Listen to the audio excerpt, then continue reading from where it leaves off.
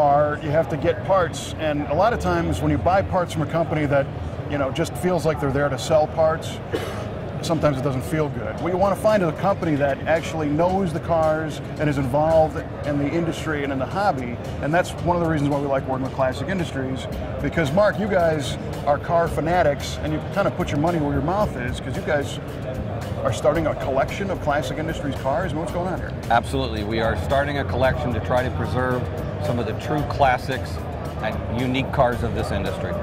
And in an overview, tell me about what cars you're collecting. What's the range? 5-6 years ago, we picked up a Yanko. We picked up a '68 Yanko, a really nice car. Original though, not repainted, not restored. We've got cars that we've built over the years for different projects, and we're starting to put those and make sure we hang on to those. We're also picking up one of every Camaro Pace car that's offered. We have all of them, from the '67 Pace car all the way up to the 2011 Pace car. Really? Yeah. I did not know that. Does anybody know about this yet? Or? No, nobody knows about it yet. Is this an exclusive? It's in one of those private secret warehouses that only few people know about. Love that, love that. Will these things be shown or maybe used in the catalog or promotional materials at some point? About a year ago we built a new showroom, and for example this Dick Harrell car spent its last 6 months in the new showroom, and we kind of started to rotate them through the showroom one at a time. Very cool, and that's another thing, because you guys aren't just a catalog mail order house. People can go to the counter, go to the showroom, see the parts, and now also see some killer cars. Yeah, we have a great walk-in trade, and you know we've got a lot of stuff that you can grab and go, and you know we just swapped the cars. Right now there's a '64 Impala that we built on one of the other television shows. Very cool. Well, this thing is badass. Now this is a real Dick Harrell car. This is a real Dick Harrell car. We picked it up in January at the Barrett-Jackson auction. Came across the block, and the owner, Jeff Leonard, just wanted to preserve this piece of history. Mm-hmm. So I read a little bit about the story on this. This was originally a 396 car. Yeah, it was originally a big block car. And it went to Kansas City to Harrell's facility and had the conversion done. Yeah, he dropped the 427 in it, put a little bigger cam in it. This car is just fun to drive. 456 gears, one of my favorite gear sets. It's good stoplight to stoplight gear. Oh, absolutely.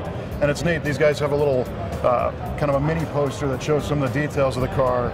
And in that story, it says how the guys at Dick Harrell put the cam and the gears in the trunk of the car because the guy who bought this drove it from Kansas City to California and then put the gears in, because that would have been... Right. Right. Would have been revving a little high for a big block. Yeah, yeah. So having things like this, are these ever in the research process to you know, pattern new reproduction parts off of, or do you compare them at all? Or? Absolutely. We're always looking to see on cars like this, or listening to customers, what's needed. What wears, what's needed, what customers can't find, what's out there that isn't that good, we'll even work on. Well, there is a lot of Classic Industries parts on the 69 we just finished, the Lose Change car. And we always find, you know, the catalog is what, 750 pages or so? About that now, yeah. Yeah. And there always seems to be new things in the new catalog whenever they come out. It's amazing. Right. The new catalogs come out about every 4 months now for one of the different lines that we offer. So there's always something new coming out. Do you have any new parts here that you're unveiling this year at SEMA? I have quite a number of new parts. Some of them are just parts that have been problems where we couldn't get all the wood grain to match, and now all the wood grain matches, or you know, into some of our newer lines like the Mopar line. We just came out with the Duster Shark Tooth Grill, which is going to be a big one. You know, that there's a lot of demand, especially for that grill, because it was a very limited production grill. Sure.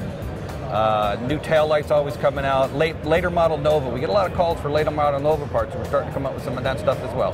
And later model Nova being mid-70s? Mid-70s, 75 up, 74 up. Wow, that's cool. Yep. There's always customers are looking to, you know, what some people may think isn't a really restorable car, some people love, and we want to take care of everybody. Well, those are great because you can still get one at a low cost, build up a cool car and have fun with it. Absolutely. That is exactly why people are doing it. Yeah. Well, awesome, man. We always appreciate the support. Killer car. You got Tim Allen's car in here, just some very neat stuff, and it's good to hear that you're constantly refining the parts that you guys sell, and we always appreciate the time. Always good to see you guys. Thank you, Mark.